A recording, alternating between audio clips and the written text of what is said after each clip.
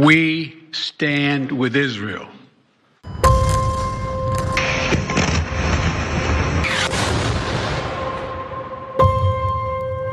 Innocent civilians are going to be hurt going forward. I wish I could tell you something different. I wish that that wasn't going to happen, but it is going to happen. I want to thank President Biden for his unequivocal support. We will remember in 2024.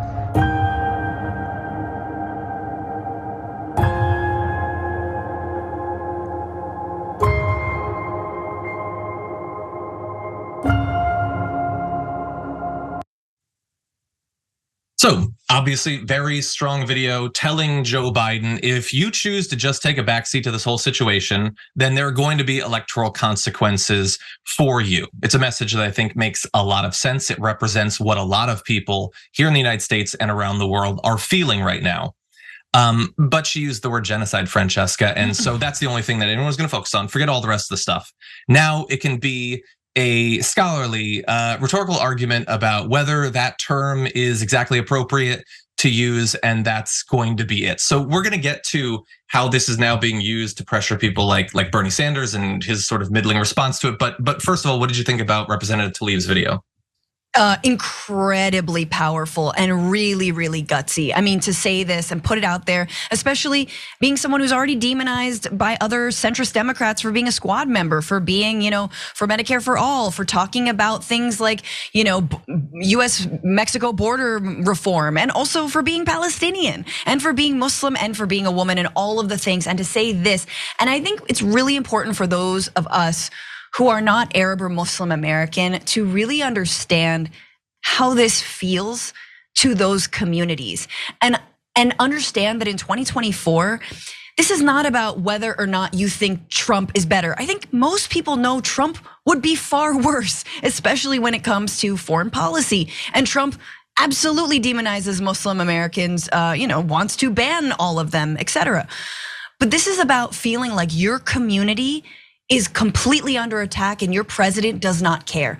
President doesn't care. Fine to just inflame a massive regional war in a place where you or your parents hail from originally. Fine to put you at risk, to have a 6-year-old killed, stabbed 27 times because of the kinds of right-wing rhetoric and the kinds of centrist and warmongering rhetoric that this administration participates in and is engaging in and is funding. So viscerally, how can you bring yourself to vote for Biden? If the election were tomorrow, I would be incredibly scared for him. And Rashida Tlaib is saying, look, I'm from Michigan. These are states that you won by a slim majority, and that Muslim and Arab American vote could be the difference, 10,000, 20,000 votes of you being reelected. Yeah, well, and as we're gonna get into later in the show, there are a lot of reasons to be concerned about that. So maybe he should be paying attention. That said, as I alluded to, Bernie Sanders was asked about these videos, and we want to get into as much of his response as we can. So here's the first question. What's going on right now is a horror show. We don't have to quibble about words. Thousands of men, women, and children are being killed. It has got to end right now. And one of the things that concerns me, Donna, is there has not been enough talk about what right-wing Republicans are doing right now. They don't want any aid to go to the Palestinians. Somebody should be talking about that. Somebody should be talking about how Trump wants to expel Palestinians from this country. So it's, you can disagree with Joe Biden, but on his worst day, he'll be 100 times better than where Trump and the right-wing Republicans. So look, everything that Senator Sanders says there about Trump and about the Republicans is obviously true. We're gonna get into a little bit of that in a bit, but yet they're not in charge right now. I mean, they're in charge of the House, but they don't have the presidency. So I don't know, it feels like a needless evasion. It can be 100% true and also not what we need to be focusing on right now. I understand that Bernie Sanders is, in the way that he has across so many issues over the last few years, sort of trying to work with or influence Biden, but we also know how utterly ineffective that has been in a lot of different cases. So I think it makes sense to me, at least, to question the strategy. He talks about not wanting to quibble on, with language and everything. Okay, I guess I think that sometimes a strong, clear message is necessary, and it seems weird to me how free President Biden and representatives of the US government have been to talk about similar, in some cases even less violence of this sort in the Ukrainian context, have been very clear about what Putin is aiming to do. Some of the people are doing mashups of Blinken talking about civilians being targeted in both cases, and it is striking how different the tone is, how fatalistic and apathetic about the violence continuing right now in Gaza. It's like, yeah, what are you gonna do at this point? It's okay, maybe not that bad, but it's bordering on it. And so I don't know. I mean, giving a pass to people who seem to be giving a pass to this violence is not the look that I would want from Bernie Sanders, who I want to be serving as a leader in the same way that Rashida Tlaib is on this issue. Yeah, really quickly, because I know we have to, move on. And I'll talk about this more on my show, The Bituation Room, tomorrow, 1 p.m. Pacific, 4 p.m. Eastern. But look, Bernie's a massive disappointment on this. And I think it's important to understand, look, Bernie spent a lot of time on a kibbutz in Israel. He has seen the beauty that could be Israel, that was perhaps when he was younger in a certain moment. That Israel's gone right now. That Israel's been replaced by an apartheid state. It has been replaced by massive civilian casualties, the cruel and deliberate targeting of children, of injured people, of ambulance convoys. And so whatever Bernie's got going on, yes, October 7th was heinous, all right? But there is a 10 times more of a problem that is, or in October, how many October 7ths do we need? So here's the last thing I'll say. I think Bernie's moment is done, okay? A lot of young people are looking at him and saying, no, sorry, my dude, not you, us. And it is our time. It is the time for AOC. It's the time for Rashida Tlaib, Ilhan Omar, Cori Bush, and all the other squad members who have said ceasefire in no uncertain terms. And look, if you needed any more proof, AIPAC retweeted Bernie Sanders saying we don't need a ceasefire, we need a humanitarian pause. I mean, what a terrible way to have your legacy or part of it be undone. But I can't criticize the guy too much. I just think the sun has set on him being relevant, especially on this issue.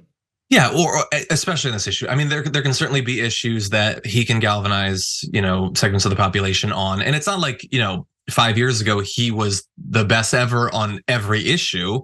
But yeah, as we go through more periods like this, particularly periods where progressives have been out of power for so long and we're so desperate to have progressives stand up, yeah, it's disconcerting. And I'm glad, as you mentioned, there are a number of progressives who have been much better on this particular issue. Of course, many of them have issues on other issues. So the issue is that we're in a rough position as a political movement. But when the stakes are as high as they obviously are and going forward will continue to be, you want a stronger message. And the media is obviously, we don't have time to go into the video, unfortunately, but the media is obviously looking at this as an opportunity to be like, oh, now we can turn to a news cycle about how terrible and unacceptable Rashida Tlaib is. How dare she be angry about all of this violence?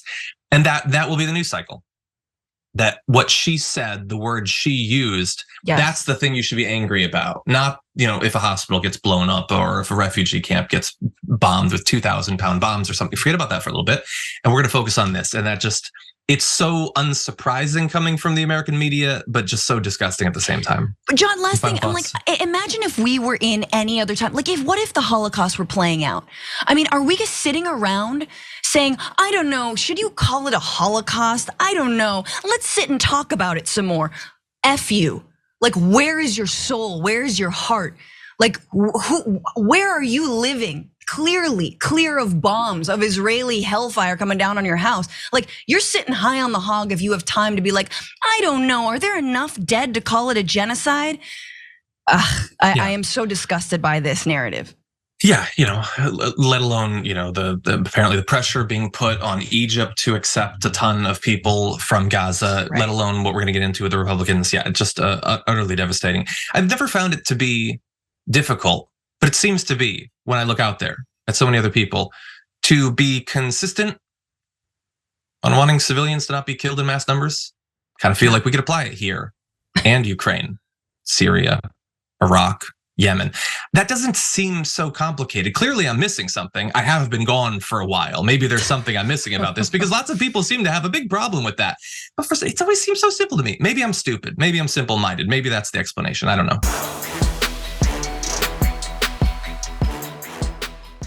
For more political news breakdowns, interviews, stories of activism, and me trying my hardest to care about the occasional big celebrity news story, subscribe to our YouTube channel at youtube.com/The Damage Report. And you can ring the bell wherever it is so you don't miss anything.